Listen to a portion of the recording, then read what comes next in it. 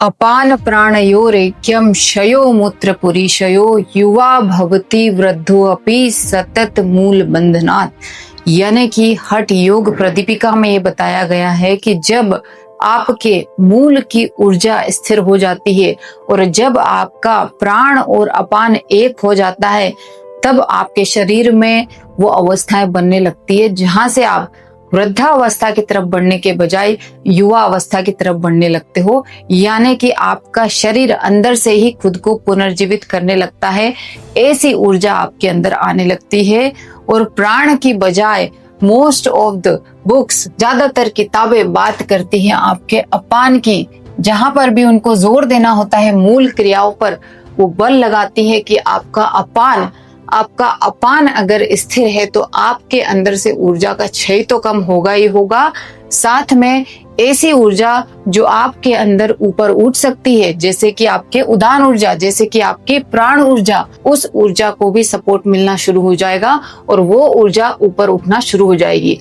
आज की इस वीडियो में हम अपने शरीर के पंच प्राणों के बारे में जानेंगे, और वो पंच प्राण जो न केवल हमारे शरीर में एक महत्वपूर्ण भूमिका निभाते हैं, बल्कि हमारे अस्तित्व की अलग अलग सतहों को पूरी तरह प्रभावित करते हैं, जैसे कि हो गया हमारा सूक्ष्म शरीर और जैसे कि हो गया हमारा कारण शरीर। इस सभी को चलाने वाला प्राण है। जब प्राण अलाइन होता है तो आप अपने अस्तित्व की सभी सतहों को जानने लगते हैं। तो सबसे पहले आज हमें यही जानना है कि अपान इसमें क्या भूमिका निभाता है, समान प्राण क्या है और प्राण और अपान का मिलना कैसे होता है। सबसे पहले आपको एक चीज समझना चाहिए कि आपकी ऊर्जा ऊपर उठे, इसका मतलब क्या है? इसका मतलब ये है कि आप अपने जीवन में स्थूल यानी कि भारी जड़ चीजों से सूक्ष्म यानी कि हल्की, यानी कि जिनमें चेतना है, चेतना की तरफ आगे बढ़े। यानी कि आपको अपने जीवन के सर्वाइवल लेवल से आपको ज्ञान, बुद्धि और चेतना की तरफ बढ़ना होगा। तो जब आप अपने जीवन में सर्वाइवल की बजाय ज्ञान, बुद्धि, चेतना को चुनने लगते हो, तब आपके जीवन में रियल में ट्रांसफॉर्मेशन शुरू होता है, क्योंकि अब आप अपने बेसिक चीजों से ऊपर उठकर अपने अस्तित्व के विभिन्न आयामों से परिचित होते हो। अब अपान वायु इसमें बहुत ज्यादा भूमिका अदा करती है, क्योंकि जब तक आप अपने निचले लेवल पर स्थिर नहीं हो, तब तक आप इन चीजों पर ज्ञान, बुद्धि, चेतना को समझ ही नहीं पाओगे कि वास्तव में इनका स्वरूप क्या है। तो अपान को आपको समझना पड़ेगा। अपान को अगर आपको समझना है तो आपको इसका फंक्शन समझना पड़ेगा और ये समझना पड़ेगा कि आपके शरीर के अंदर ये कैसा रोल प्ले करता है। आप एग्जाम्पल लीजिए, अपान के कार्य समझिए। जो भी चीजें, जैसे कि आपकी बॉडी के अंदर तरह तरह के वेस्ट को प्रोसेस करके बाहर निकालना, जैसे कि आपका पसीना हो गया, मलमूत्र हो गया, ये सब चीजें अपान वायु का कार्य है। ये सब कार्य अपान वायु के द्वारा होता है। रिप्रोडक्शन, आपके प्रजनन का कार्य अपान वायु के द्वारा होता है और आपको इंटरनली सपोर्टेड, स्टेबल रखने का काम भी आपकी अपान वायु करती है। यानी कि जो व्यक्ति इस स्तर पर स्थिर है वो व्यक्ति ग्राउंडेड रहेगा, उसको बाहर की चीजें इतना ज्यादा अफेक्ट नहीं करेगी। आप इसको ऐसे समझिए, जब भी आपका अपान डिस्टर्ब होता है, जब भी आपके अंदर गैस, एसिडिटी ज्यादा होती है, आपका पेल्विक रीजन बहुत ज्यादा वीक होता है, तो न केवल आपका पोस्चर वीक होगा, बल्कि आपकी जो बेसिक चीजें हैं, डाइजेशन है, वो बहुत ज्यादा प्रभावित होगा। इमोशन कोई भी आप होल्ड नहीं कर पाओगे। किसी भी चीज को होल्ड करने के लिए में पेशेंस की जरूरत होती है, थोड़ा स्थिरता की जरूरत है, वो आप कर ही नहीं पाओगे, क्योंकि अपान वायु आपकी अनस्टेबल है। और बिना किसी रीजन के आप इनसिक्योर फील करोगे, कोई रीजन नहीं होगा, तब भी आपको अंदर से अनसेफ फील होगा।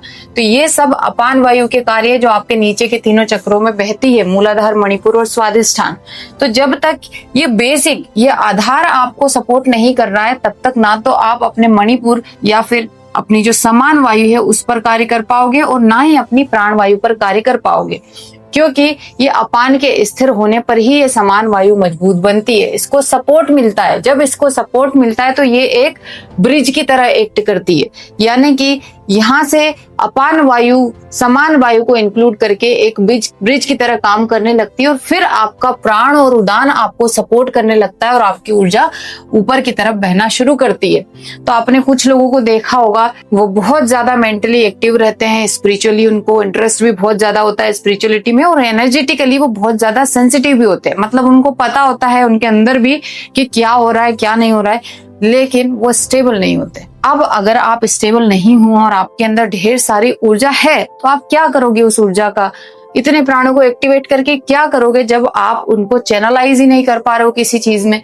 किसी भी चीज को करने के लिए, ध्यान में बैठने के लिए तो हमें स्थिरता की जरूरत होती है। सबसे पहले अवेयरनेस को आप अपने अंदर लाओ, उससे पहले आपको स्टेबल होना पड़ेगा अंदर से। जब तक आप स्टेबल नहीं हो तब तक योग की एडवांस चीजें आप कभी भी नहीं कर पाओगे। इसलिए अपने अपान को स्थिर रखना है, अपने सामान को मजबूत बनाना है और उसके बाद आपको ध्यान जैसी चीजें करनी है। तो इसीलिए हमारे प्राचीन योग में जीवन शैली पर बहुत ज्यादा बल दिया गया था। जो व्यक्ति, मैं अपने मन शक्ति प्रोग्राम में ये बोलती हूँ सभी को कि आप 6 बजे रात का खाना खा लो और 9 बजे से पहले आप सो जाओ। जब आप ये 2 चीजें कर लोगे, ये सबसे बेस्ट तरीके हैं 2 अपनी अपान वायु को स्टेबल करने के लिए।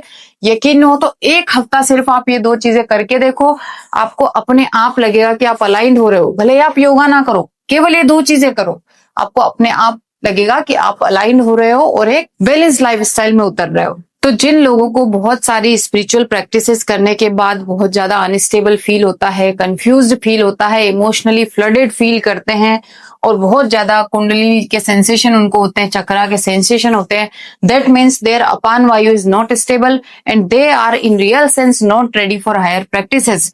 दे should balance their system first. उनको अपने सिस्टम को पहले बैलेंस करना होगा, उसके बाद ही वो आगे वाली चीजों को आगे ले जा पाएंगे।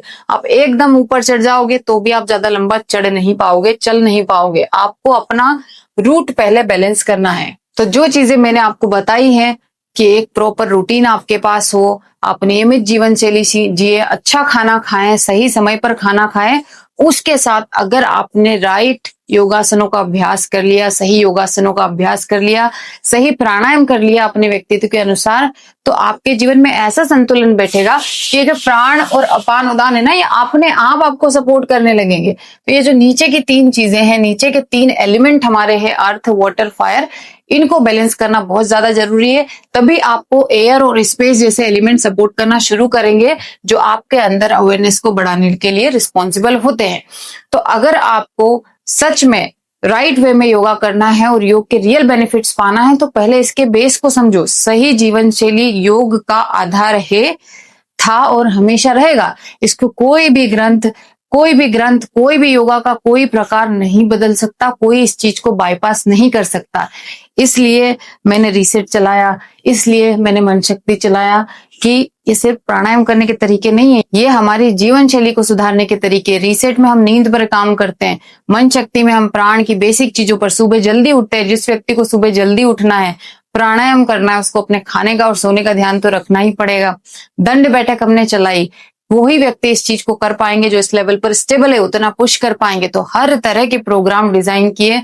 कोई भी प्रोग्राम मेरा वेट लॉस, फैट लॉस इसलिए नहीं चलाती हूँ मैं, इसलिए चलाती हूँ जीवन शैली को अलाइन करने का सबसे अच्छा माध्यम योग है। और योग को अगर सही तरीके से किया जाए तो उसका प्रभाव आपकी जीवन शैली पर अपने आप पड़ता है। दोनों चीजें कॉम्प्लीमेंट्री है। तो सही तरीके से प्रैक्टिस कीजिए।